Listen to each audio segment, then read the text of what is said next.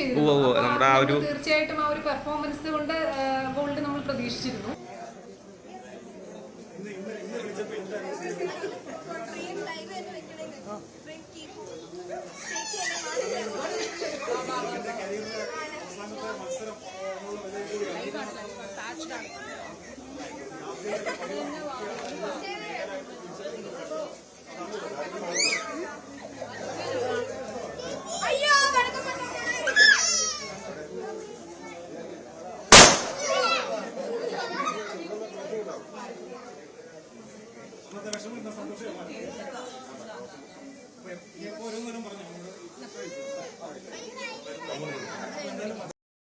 ഒരു തുടർച്ചയായി രണ്ടാം തവണയും ശ്രീജേഷേട്ടൻ ഒരു ഒളിമ്പിക്സ് മെഡൽ നേടിയിരിക്കുകയാണ്. എന്താണ് ഇപ്പോൾ ഈ സമയത്ത് തോന്നുന്നതെന്ന് പറയാം? തീർച്ചയായിട്ടും ഒരുപാട് സന്തോഷം. രണ്ടാമത്തെ തവണയും ഒളിമ്പിക് മെഡൽ, അതും റിട്ടയർമെൻറ്റ് മാച്ചിലൊരു ബ്രോൺസ് മെഡലോടുകൂടി റിട്ടയർ ചെയ്യുക എന്ന് പറഞ്ഞാൽ ഒരുപാട് സന്തോഷം. ഒരു കായിക താരത്തിന് ലഭിക്കാവുന്ന ഏറ്റവും നല്ല റിട്ടയർമെൻ്റ് ആയി കാണുന്നു. ഇപ്പോൾ ഈ ഒരു ടൂർണമെൻറ്റ് തന്നെയാണെങ്കിലും നല്ലൊരു പെർഫോമൻസ്. നമ്മുടെ ക്വാർട്ടർ ഫൈനലിലെ വിജയം തന്നെ പ്രൈം ടൈമിൽ നിൽക്കുമ്പോഴാണ് ഒരു വിരമിക്കില്ല. അതിലൊരു ചെറിയ സങ്കടമുണ്ട്, ഇനി കളി കാണാൻ പറ്റില്ല, അങ്ങനെ ഒരു ഇതുണ്ടോ? ആക്ച്വലി 4ാമത്തെ ഒളിമ്പിക്സ് ആണ്. ചെറിയൊരു കരിയറല്ല, 20 വർഷത്തോളം നീണ്ടു നിന്ന ഒരു കരിയറാണ്. അപ്പം ശ്രീജേഷായിട്ട് എടുത്ത തീരുമാനമാണ് റിട്ടയർ ചെയ്യുക എന്നുള്ളത്. കരിയർ പെട്ടെന്നായിരുന്നു എന്ന് എനിക്ക് അതുകൊണ്ട് തന്നെ തോന്നുന്നില്ല. അല്ല, കാരണം നമ്മളിപ്പോൾ ഒരു പ്രൈം ടൈം എന്നല്ല, എല്ലാവരും ഒരു സ്പോർട്സ് ഇവൻ്റ് ഒരു പ്രൈം ടൈം. കാരണം ശ്രീജേഷേട്ടനെ കുറേ നാൾ 20 വർഷത്തോളം ടൂർണമെൻറ്റിൽ ഒരു 2020 ശേഷമാണ് കൂടുതൽ പേര് അറിയാനും ഒരു സാഹചര്യമൊക്കെ ഉണ്ടാവണേ. അപ്പോൾ അങ്ങനെ തോന്നുമ്പോൾ ഒരു കുറച്ച് നാളും കൂടി നിൽക്കാറുന്നു എന്ന് തോന്നുന്നുണ്ടാവില്ലേ? ചേച്ചിക്കായാലും ചേച്ചി പറഞ്ഞില്ലേ എപ്പോഴെങ്കിലും?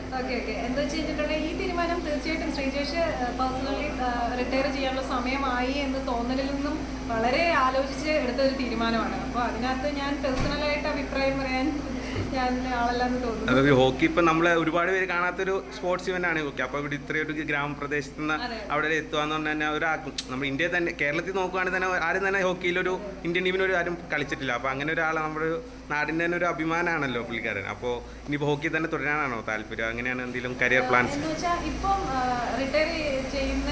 റിട്ടയർമെന്റ് പ്രഖ്യാപിച്ച സമയത്ത് മുന്നിലുള്ള ഏക ലക്ഷ്യം എന്ന് പറയുന്നത് ഒളിമ്പിക്സ് ആയിരുന്നു. അതിനുശേഷം തീർച്ചയായും ഇനി എന്താന്നുള്ളതിനെ കുറിച്ച് ശ്രീജേഷ് തന്നെ പറയും.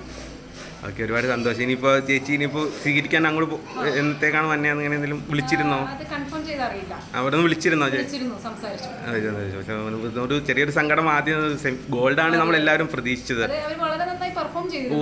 നമ്മുടെ ആ ഒരു തീർച്ചയായിട്ടും ആ ഒരു പെർഫോമൻസ് കൊണ്ട് ഗോൾഡ് നമ്മൾ പ്രതീക്ഷിച്ചിരുന്നു. പക്ഷെ അവസാന നിമിഷം നമുക്ക് കളി ശ്രീജേഷേട്ടൻ കളിക്കാണ്ട് നമ്മൾ കളിയിൽ നിന്ന് കയറി പോകാൻ ഒരു സാഹചര്യം ഉണ്ടായില്ലോ. അപ്പോൾ ടീമിന്റെ വരുമ്പോൾ അങ്ങനെ ഒരു പ്ലെയറിനെ എക്സ്ട്രാ ഇറക്കാൻ വേണ്ടി ചെയ്യാറുള്ളതാണ്. അതെ, ഓക്കെ, ഒരുപാട് നന്ദി, thanks.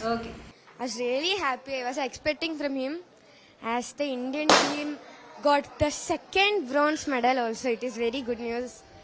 As in the finals, I was heartbroken really because they lose, but it was okay. But we win in Great Britain. That is the biggest news. I think they are also playing very well.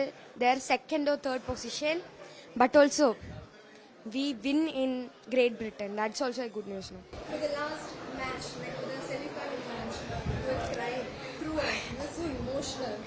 Yeah. Why? What was the reason? The reason was really the day I has exam also. Tomorrow was exam.